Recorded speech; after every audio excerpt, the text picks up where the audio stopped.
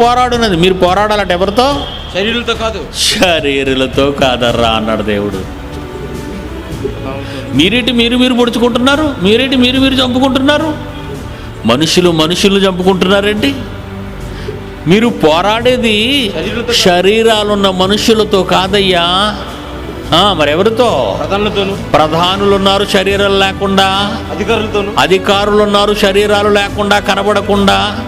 ప్రస్తుత అంధకార సంబంధముకు లోకనాథులు ఉన్నారు కనబడకుండా శరీరాలతో. ఆకాశ మండలమందు వీళ్ళంతా స్థావరం ఏర్పాటు చేసుకున్న దురాత్మల సమూహాలు, వాళ్ళతో మీరు పోరాడాలి అన్నాడు.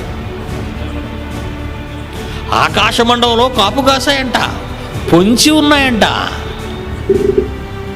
అప్పుడప్పుడు ఎవరైనా చంపటానికి ప్లాన్ చేసుకుంటారు చూసారా? ఆ ప్లాన్లో దారి కాస్తారు, మాటు వేస్తారు, కత్తులు పట్టుకుంటారు, తుపాకీలు పట్టుకుంటారు, గొడ్డళ్ళు పట్టుకుంటారు, వేట కొడవళ్ళు పట్టుకుంటారు. పరుగులెత్తుతుండగా నరుకుతూ పరిగెడతారు.